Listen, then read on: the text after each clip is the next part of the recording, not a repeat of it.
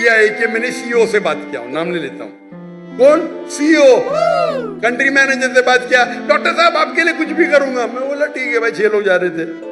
मैंने बोला भाई 500-600 किलो ज्यादा है। हाँ हाँ डरो मत, मुझे 50% डिस्काउंट दूंगा। मैं बोला भाई 50% डिस्काउंट के बदले में और 4 लोग को लेके आऊं, और सस्ता पड़ेगा ना। बोला देने का तो फ्री दे, मतलब मत दे। ठुकरा दिया मैंने। Pi Pakistan airline. अरे इंडियन में कोई भी गैर मुस्लिम मुझे देखेगा तो फ्री में छोड़ेगा। ये है इंडिया। गैर मुस्लिम डॉक्टर जाकिर नाइक को देखेगा 1000 किलो 2000 किलो छोड़ देता है। ये पाकिस्तान है। गवर्नमेंट का गेस्ट हूं मैं, मेरे वीजा पे लिखा स्टेट गेस्ट, और आपका सीईओ पाकिस्तान का बोलता है 50% डिस्काउंट देगा। चार्ज कर रहे 110 रिंगेट 1 किलो का।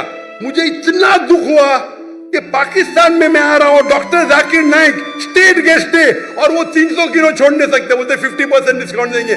मुझे नहीं चाहिए तेरा डिस्काउंट। मैंने 6 लोग और लेके आया, मेरा सामान लेके आया। सच बोलने को मुझे दुख होता है, बट ये पाकिस्तान का हाल। इंडिया में वो हिंदू मुझे देखेगा, डॉक्टर साहब है, जो भी कहेंगे सच कहेंगे, सच के सिवा कुछ नहीं कहेंगे। ये इंडिया है। आज के तारीख में भी मोदी गलत है, इंडियन नहीं। इंडिया गलत नहीं है, मोदी गलत है। मोदी आज है कल नहीं रहेगा। जो इज्जत मुझे इंडिया में मिलती है, पाकिस्तान के लोग चाहते, मुझे ये नहीं कहता हूं मैं, चाहते पाकिस्तान के लोग मुझे। नारे तकबीर, जाकिर नाइक से रिश्ता क्या? ला इलाहा इल्लल्लाह। जब हम दावत करते हैं ना इंडिया में, हिंदू लोग मेरे पांव छूते। मैं बोला भाई गलत है, भाई हराम है। बोलते डॉक्टर जाकिर नाइक की बैग नहीं खोलेंगे हम। इतने जगह में इंडिया से घूमा, 50 लोग को लेके गया, कभी ओवरवेट दिया नहीं मैंने। हिंदू लोग बोलते भाई ये तो भाई भगवान का आदमी है, मैनेजर है मैनेजर। यहां तो मैं सीईओ से बात करता है, अरे डॉक्टर साहब मैं आपका फैन हूं। ये हाल है, ये हाल है हमारे देश का। एक स्टेट गेस्ट आ रहा है, शूटिंग करने के लिए सामान लेके आ रहा है। इतनी अफसोस की बात है। पैसा कुछ नहीं है भाई, अफसोस होता है कि ये हाल है हमारे देश का, पाकिस्तान का, जिसको मैं दिल से चाहता हूं। मैं अगर हिंदुस्तान की हिजरत किया वो सिर्फ मोदी की वजह से। जो मजा वहां आता है, और मजमा इससे बड़ा 10-10 लाख, वो 1 लाख बोला, गलत बोला, 10-10 लाख। और उर्दू में बात करने क्यों लगा मैं? मेरे बॉम्बे के पुलिस कमिश्नर बोलते जाकिर भाई, वो जाकिर भाई बोलते एवरीवन लव्स यू, लेकिन मैं आपसे नाराज हूं। क्यों नाराज है भाई? आपका मैसेज आप हिंदी में देना चाहिए, उर्दू में क्यों? आपके चाहने वाले इतने, आप उर्दू में तकरीर करो तो मैं खुश होऊंगा। तो क्योंकि बंबई का हिंदू पुलिस कमिश्नर 2004 या 5 की बात है, मुझसे जबरदस्ती करा आप हिंदी में उर्दू में तकरीर करो तो मुसलमान और हिंदू सुधरेंगे। और फिर मैं शुरू किया तकरीर करने का उर्दू हिंदी में, एक हिंदू के बोलने से, उसकी मोहब्बत से। तो हिंदू और मुस्लिम में इतना अच्छा भाईचारा इंडिया में, ये कुछ पॉलिटिशियन का प्रॉब्लम है। पॉलिटिशियन तो मुझे मोदी से गिला शिकवा है, तो मोदी अगर गलत है तो इंडिया को क्यों गलत करे भाई? मोदी गलत है, इंशाल्लाह आगे रहेगा नहीं, आप समझे ना। तो आप अगर देखेंगे कि वहां भी हम जितने बड़े प्रोग्राम हम मुंबई में कि दुनिया में किधर नहीं किए, वो मोदी ने आके बन गया। हम बड़े बड़े कॉन्फ्रेंस किए माशाल्लाह। तो ये पॉलिटिक्स, और मैं पॉलिटिक्स के करीब भी नहीं हूं। तो जहां तक के रिश्वत का सवाल है, आपका अगर कोई चीज अटक गया जो हक है, उसमें अगर रिश्वत दे तो बहुत कम टाइम ऐसा होता है।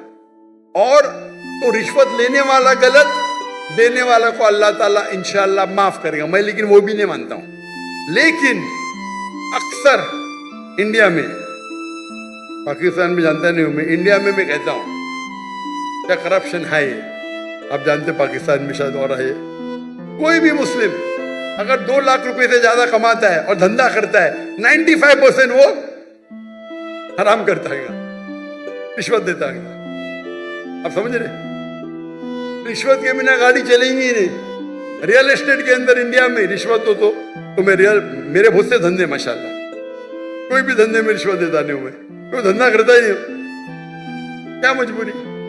रियल एस्टेट में रिश्वत, जो अक्सर धंधे में रिश्वत।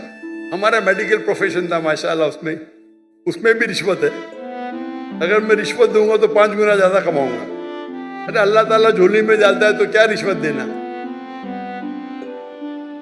पैसे की मोहब्बत ही क्या? तो अक्सर लेकिन जितने रिश्वत होते हैं धंधे वाले, बिजनेस के, ये 95% हराम है। अगर आप बिजनेस में आपका लाइसेंस पास करते, आप दूसरे के लाइसेंस को रोक रहे, तो अक्सर जितने रिश्वत है वो हराम है। लेकिन अक्सर बिजनेस में, चाहे इंडिया में और पाकिस्तान में, हराम काम करने पड़ते हैं अक्सर। मेरा उसूल क्या है? अगर आप रिश्वत देके कमाते हैं 1 अरब रुपया, पूरा 1 अरब भी आप अगर डोनेशन में देंगे तो भी नेगेटिव में रहेंगे।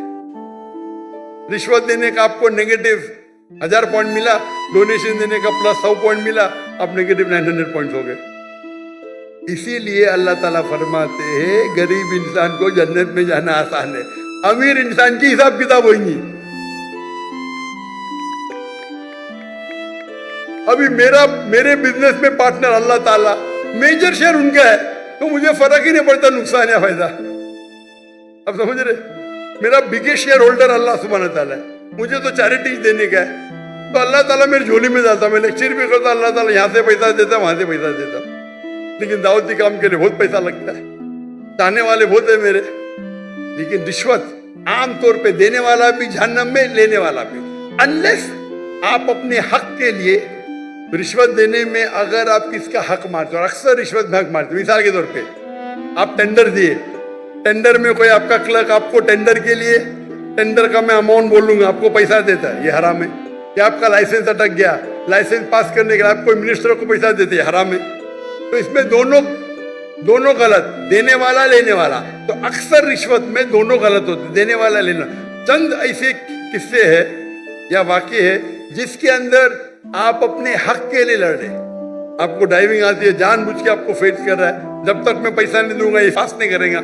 उस टाइम आप कुछ पैसे देते हैं तो इंशाअल्लाह अल्लाह आपको माफ करेगा, लेकिन लेने वाले को हराम है।